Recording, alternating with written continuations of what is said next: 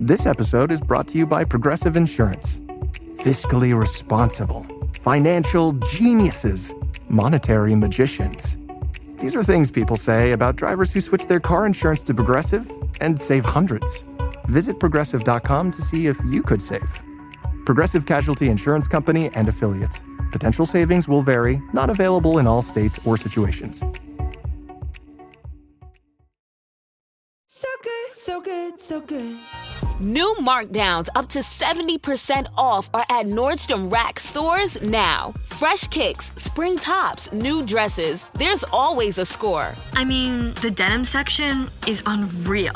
Why do I rack? All the dresses. I always find something amazing. Head to your Nordstrom Rack store to find can't-miss deals on all the spring things. Great brands, great prices. That's why you rack.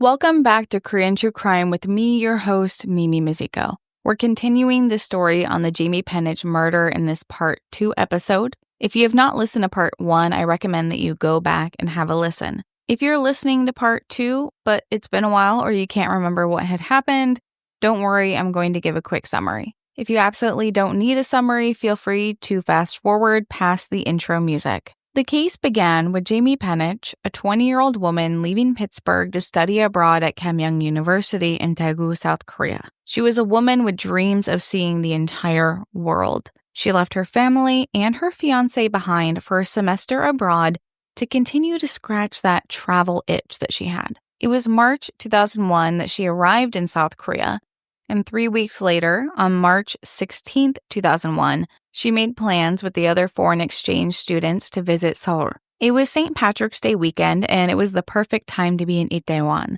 which is a hub of multicultural restaurants, bars, and clubs. Jamie and her friends, Kenzie, Analush, Yoren, Thomas, Kati, and Elvira, made their way to Nickelby's, a pub that was a favorite for American soldiers and international expats on their second day, March 17th.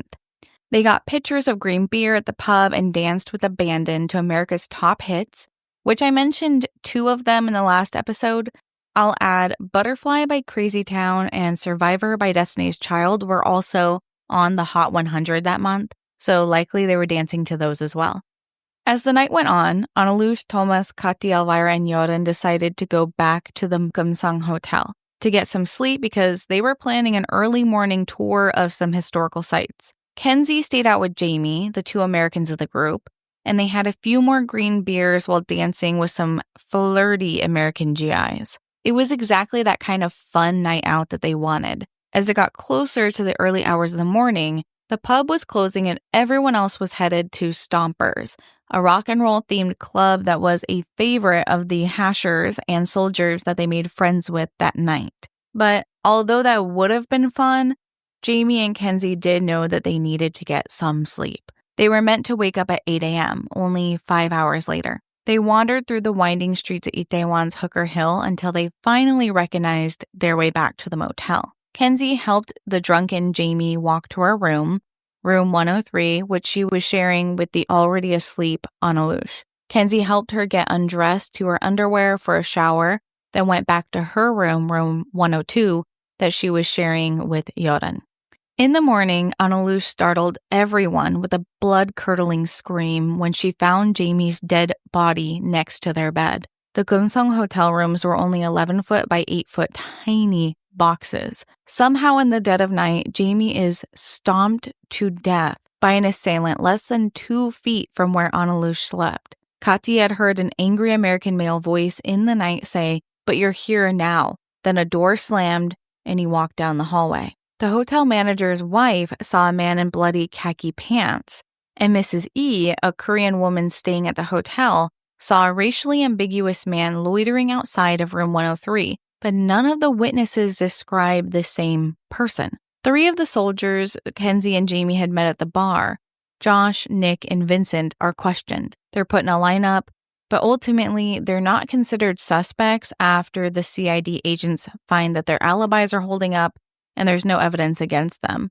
There's also the witnesses who are incredibly unreliable, which leads to the case stalling. All of this is combined with the fact that almost all of the evidence collected at the crime scene had been contaminated or poorly handled, which led to there being almost no physical evidence in this investigation. On June 11, 2001, the Penich family meets with an American forensic pathologist, Cyril Wecht, after he offers his professional services to help solve their daughter's murder. Unfortunately, she had already been laid to rest, so another autopsy is out of the question, but he hoped that using her autopsy reports and samples collected, he could help the family. He reviewed the autopsy report and found that this autopsy hadn't been performed to even of the most basic of standards. He believed that if this autopsy had been performed to his standard, he would have caught the killer. Dr. Wecht advocated for the family and reached out to senior Senator Arlen Specter,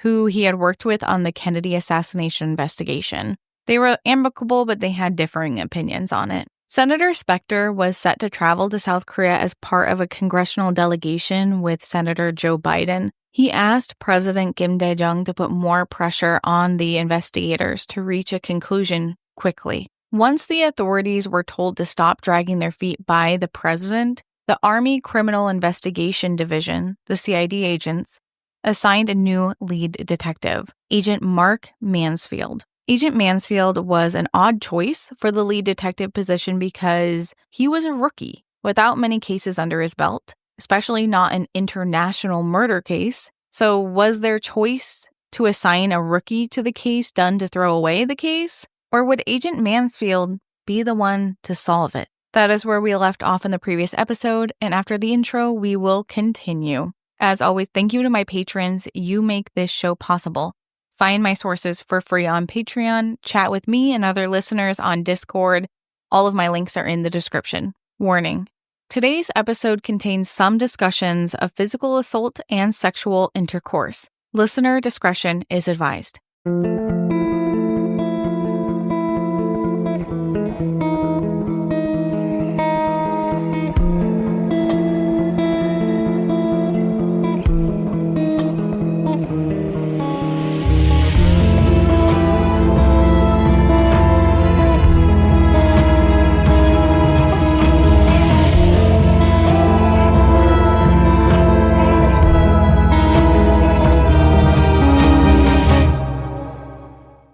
Mark Mansfield was young in his CID career. He was a clean-cut guy that I doubt anyone would describe as wild. His work ethic caused dark bags under his eyes, but regardless, he was ready to jump on the case when it was offered to him in August 2001. He had spent a brief moment on the case in March when he was questioning Kenzie and Analush, but he was taken off of the case when he was sent back to America for a mandatory training. By the time he came back to Korea in June, Josh, Nick, and Vincent had already been eliminated as suspects, so he wasn't needed on the case anymore. Then 2 months later, he got a call asking him to rejoin the investigation, this time taking the lead.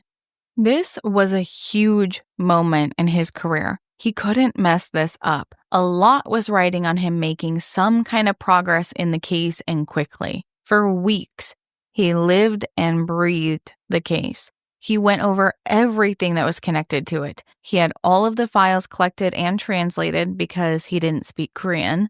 But what he was working with wasn't much. The photographs from the crime scene were grainy and the autopsy report didn't reveal much. And the collected witness statements seemed to all contradict one another. He wondered if any of the people the witnesses saw were even related to the case at all. They were all describing someone new.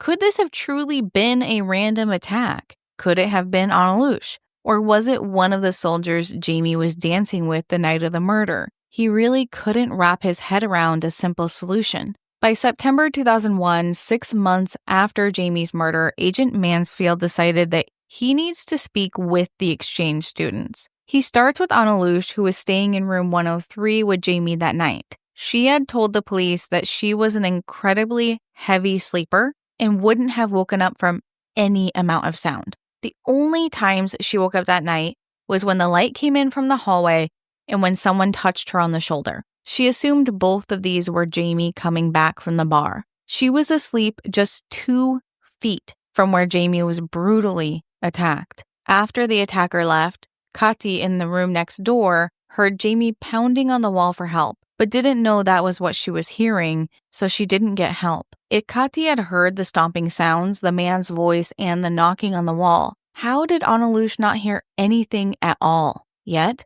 she swore that she was a heavy sleeper. She didn't hear anything. The Korean police didn't buy this, though. They had questioned her with the CID agents, accusing her of hiding information.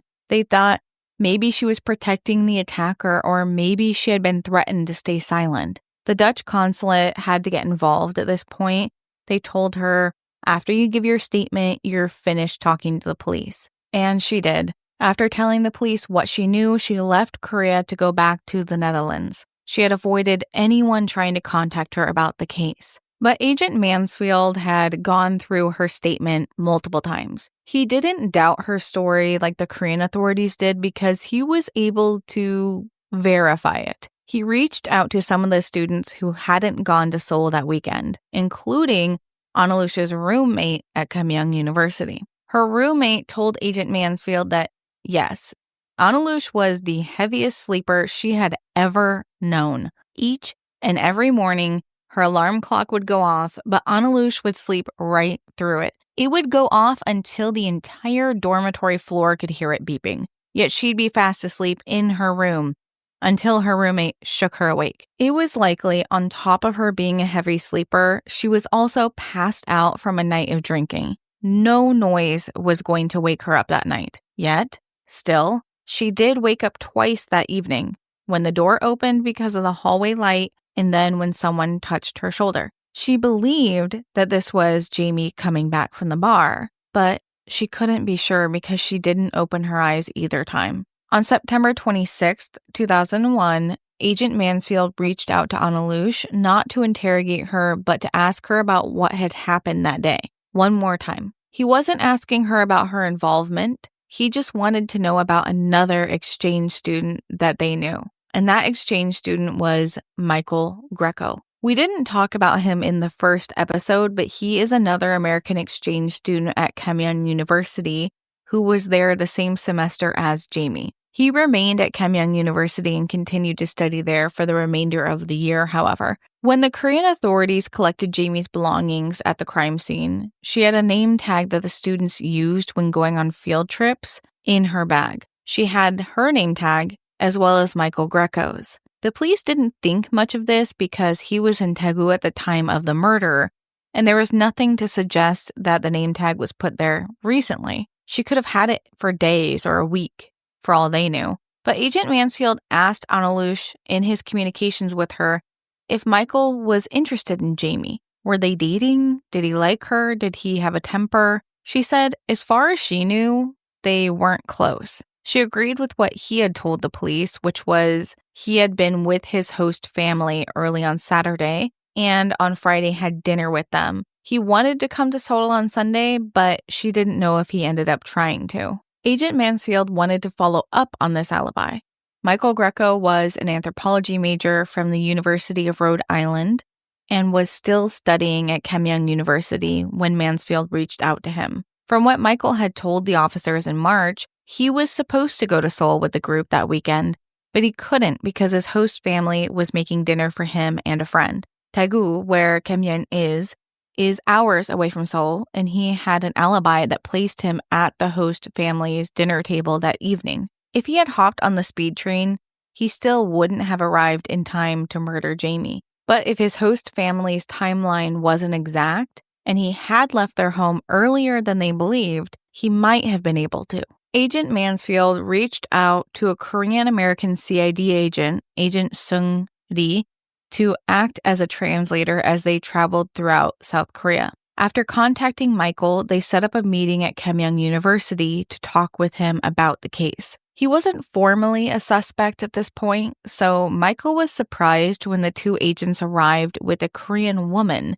that didn't appear to be in law enforcement. The agents had brought Mrs. Park with them, the hotel manager's wife, and as soon as they arrived, she was whispering to Agent E. She told him, "I'm 99% sure this is him, the man with the bloody pants." Mrs. Park had seen a man outside of room 103 that night wearing blood-stained khaki pants. In Korea, There isn't a precedent for lineups to happen behind a one-way mirror with a variety of similar-looking people. They just brought Mrs. Pak right to him to inspect him feet away. They let her walk around him, staring up close to his face as Michael just stood there silently, awkwardly. He didn't even know who she was as she was inspecting him. Then after a few minutes, that's when she told Agent E that Michael was the man she saw. That was the green light the agents needed. They sat Michael down and began to interrogate him. Michael was caught off guard by this. He was shaking, nervous from the sudden change in demeanor from the nice cop to bad cops. Agent E offered him a cigarette and Michael even accepted it, coughing as he inhaled because he didn't even smoke. Everything about Michael's demeanor the second he was identified as a suspect was suspicious. Yet, he stuck to his story. He said he was in Daegu all night, nowhere near Seoul, but they continued to push him. Michael Greco would tell a very different story about what happened that day. Years after he spoke to the agents, he spoke to journalist and author Harriet Ryan and told her that he met the agents at the International Studies building, expecting to just restate his alibi or maybe give a character witness about the exchange students. But when Mrs. Pak arrived and fingered him as a suspect, the entire situation turned. He told them he had an alibi that multiple people saw him that night and verified where he was. But Mansfield started to suggest that maybe he just got on the train to Seoul right as he left their home. Later that day, they even put him in a police van and drove him to Seoul to visit the motel. They told him, "We're not going to believe a thing you say until you tell us why you were in Seoul that night." They walked him to room 103 as if they were retracing his steps and showing him the crime scene. They walked him through the crime scene, telling him how the crime happened and how he must have done it. They told him how he hit her, how he moved her body, and they told him that he must have forgotten because he suppressed those memories. He asked for a lawyer at this point, but they told him, getting a lawyer only makes you look more guilty. The next day, they brought him in to do a DNA swab, and he agreed because he knew this would eliminate him as a suspect. His DNA for sure was not at the crime scene. They gave him a polygraph test as well, which he failed multiple times. Deception was always detected. Agent Mansfield didn't want to celebrate yet, but he felt like he had found the guy. He just needed to find out why he did it. So they took him to a bar and started pouring shots of soju for him. He was only 19 at this point and was so stressed by the situation that he almost agreed to just nod along and agree that maybe he did go to Seoul just so they'd stop accusing him of so many things. Maybe if he just agreed, they'd ease up on him. He stepped outside for a second to call his dad, who snapped him out of the anxiety attack he was under. His dad told him, "Cops are not your buddies. They're trying to set you up." Michael realized his dad was right. They were trying to pin the murder on him. He stormed out of the bar, still intoxicated, and swore to never speak to them again without a lawyer. Agents Mansfield and he got their polygraph and DNA, so they were going to keep a close eye on him regardless. It wasn't until a few days later that they got his friend who attended the homemade dinner with him to agree to a polygraph as well. Then they verified his alibi and just dismissed him entirely as a suspect. Michael Greco was not their guy. Following all of this, he stayed at Keimyang University and even started dating Elvira, who was another of the exchange students from Russia. Investigating Michael Greco wasn't an entire loss, however. They did learn something from all of this. They learned that Mrs. Pak was an unreliable witness, and they couldn't trust anything she or her husband had told them. So 7 months following Jamie's murder, the investigation was back to square one. Agent Mansfield decided to follow up on a copy of the boot prints from the crime scene. He visited the Yongsan Police Department with Agent E and asked them about the copies of the boot prints he found in the files. The officers just laughed because the copies he had weren't from the crime scene. They had sent out officers all over Itaewon to popular shoe stores to take ink prints of boot treads to try to match them to the one at the crime scene. None of them matched. But they also didn't take prints from any of the exchange students or the soldiers' boots. He wondered, why don't you have prints of the boots of the soldiers or the exchange students? But they just hadn't thought of that. He wondered if the exchange students hadn't been actually investigated, could it have been one of them? For 8 weeks, he started obsessing over their stories, and it always came back to one person, Kenzie Snyder. There were so many details that didn't add up. Agent Mansfield decided to revisit Kenzie's story. She was the last person to see Jamie alive after all, and something about her story just seemed off. Kenzie said she checked on Jamie again after going to bed, heard a faint yes from Jamie when asked if she was okay. But Joran Kielman, who shared a room with Kenzie, had told the police that he woke up once in the night when Kenzie came back into bed. Kenzie was a tall, medium-built woman who had to climb over him and then pull the blankets down to get under them because he was already asleep on the side of the bed, not against the wall. He said he only woke up once, but if her getting into bed woke him up, then wouldn't he have woken up the other 2 times when she got into bed, out of bed, and then back into bed later? But he said he only felt her get into bed once. Agent Mansfield and E decided to test out her story. They went to room 103, which the landlord made them rent to view, and they stood in the bathroom with the shower running. Agent E shouted from the hallway, but Mansfield couldn't hear anything. He shouted back, but Agent E couldn't hear anything from the hallway either. They had to really scream to hear one another. And if Kenzie had been screaming into the room at Jamie, someone would have heard it. So did this really happen? The more he tried to act out Kenzie's statement, the more inaccuracies he found. Kenzie told the Korean authorities that she'd helped Jamie out of her shirt and pants, then left Jamie in her underwear to get into the shower. But looking at crime scene photos, that didn't happen. Her underwear were inside of her jeans. Like when you pull your pants off to use the toilet, your underwear are tucked in your jeans. Kenzie might have saved Jamie's privacy to not mention she had helped her get fully nude, but no. Kenzie said only her shirt and pants. Her bra was also under the jeans, meaning she started with the shirt, then the bra, then pants with underwear in one motion. Jamie hadn't taken off her shirt and pants and then waited for Kenzie to leave to take off her underwear, and there was evidence to prove it. There were also some changes to her story. First, she said they left the bar at 2 a.m., then 3:15 a.m., then 3:30 a.m. Bartenders at Nickleby's said that the place was cleared out by 3 a.m. They saw the girls leave between 1:30 and 2 a.m. The motel isn't a long walk away, so what happened in that missing time? Had they actually gotten to the hotel earlier?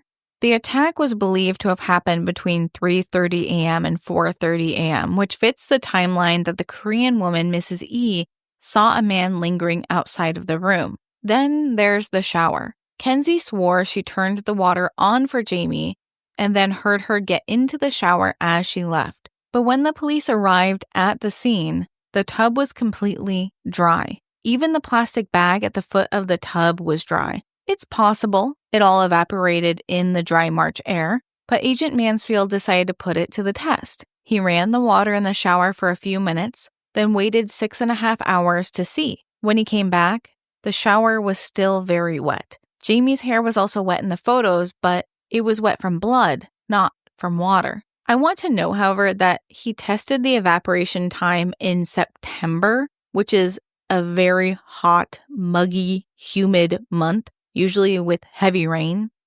March is cold and can be mercilessly dry in Korea. I slathered on lotions in the winter months to prevent my skin from cracking.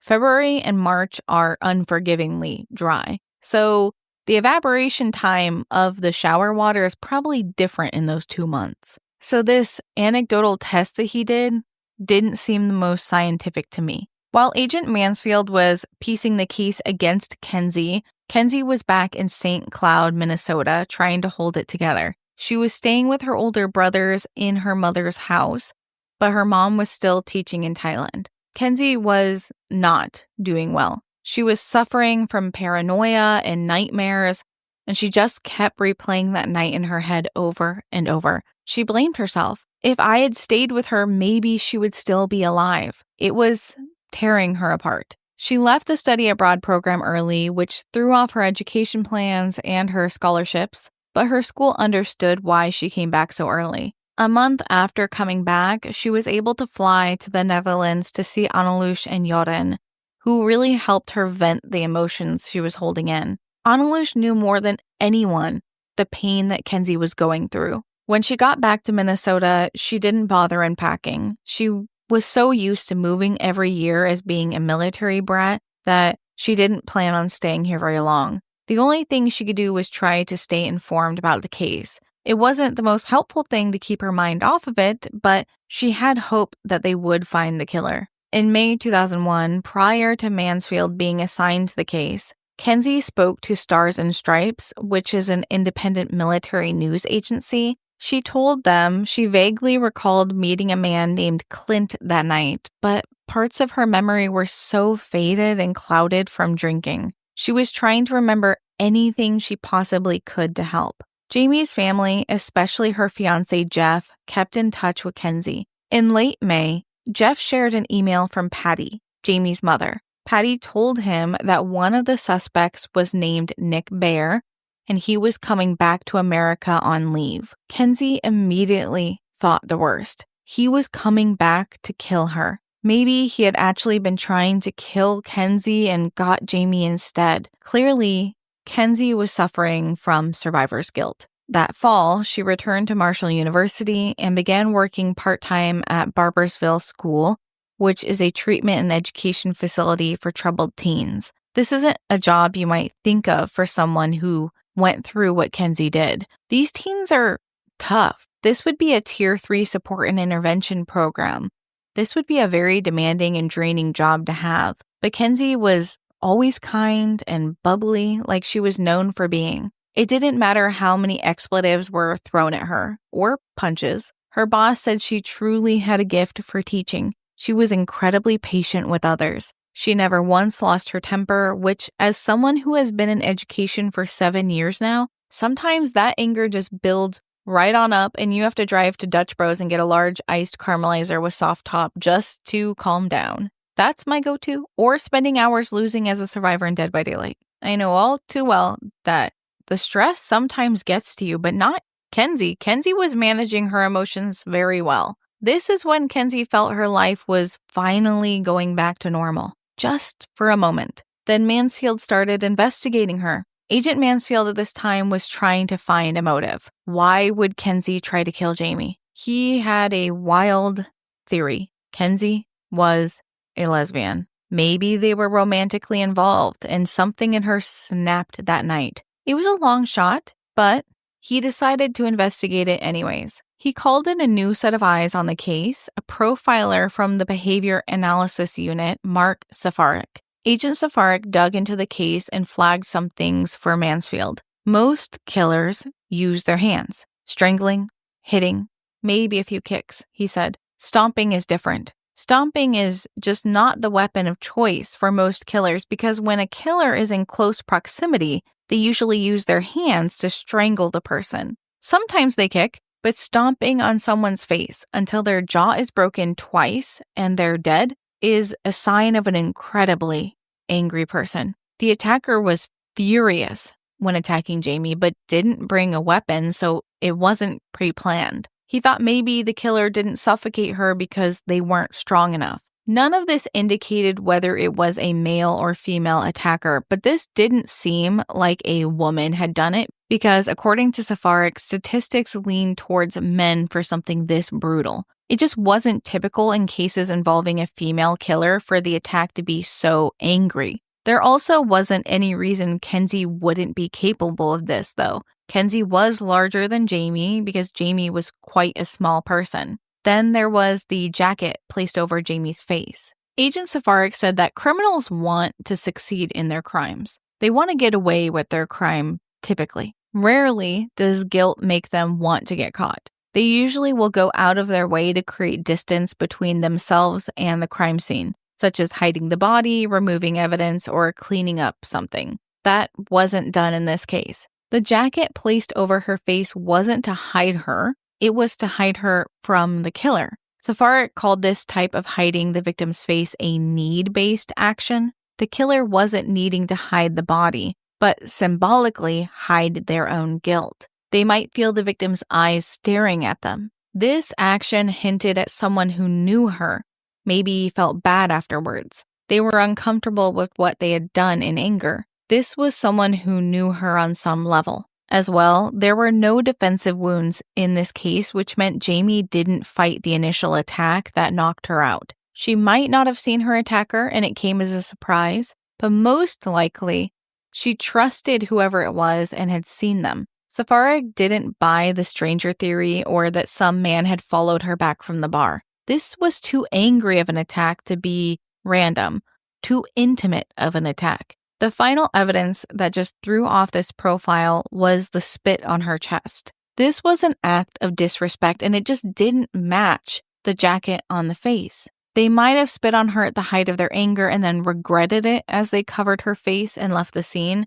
but Agent Safarik just said it really didn't match. When Agent Safarik listened to Mansfield's suspicions of Kenzie, he agreed, "You might be onto something." However, he disagreed that this might have been Kenzie coming on to Jamie and being rejected. If Jamie had been uncomfortable prior to the attack, as the attack happened, she would have been on alert and had some form of defensive wound, like scratching the attacker, pushing them away, or kicking back. Now, the lack of defensive wounds to Safarik told them that there might have been sexual advances, but she likely was consenting, although inhibited by inebriation. This wasn't an angle that they would focus on, considering both Kenzie and Jamie were intoxicated the night prior, but it seemed like they were implying that Kenzie had taken advantage of Jamie in her drunkenness. Considering Kenzie was more sober than Jamie was, she had helped her walk to the motel even. In January 2002, it's now 10 months since Jamie's murder, and Mansfield is ready to bring in Kenzie. He, Agent E, and Agent Mark DeVitis, a polygraph expert and FBI agent,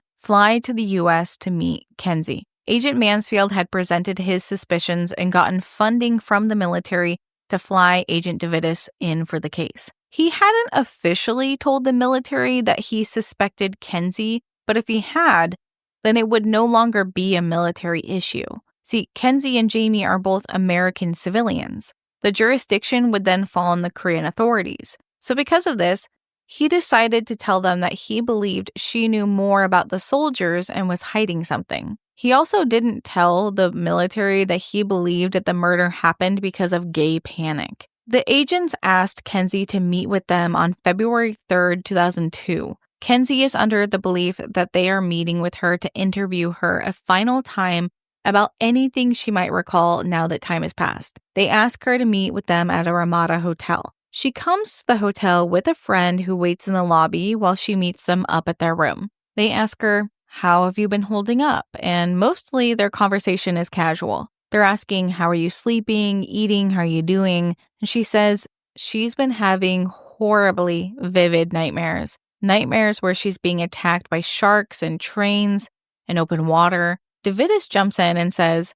"Dreams like those indicate sexual conflict." It's interesting he said that, as you'll come to understand. DeVitis is not a dream analysis expert, but he was leaving Easter eggs to try to tell her, "We know your secret." They're buddying up to her and leaving little hints to see if she picks up on them. So they start talking about Nick. They talk vaguely about him, like, "It must be so hard for him to live with a secret. Why doesn't he just confess?" They tell her that Nick likely wouldn't even be punished harshly because he was a foreigner in Korea, and foreigners in Korea get special treatment. Typically, foreigners get shorter sentences, which they're lying to her, that's not true. But they're trying to appeal to Kenzie's inner turmoil so she would confess on her own free will. They're using the example of Nick, but really they're trying to talk about her. They want to make her feel more guilty. At the end of their first day talking to her, they ask her to do some homework for them. They want her to write out her version of what happened that night in its entirety.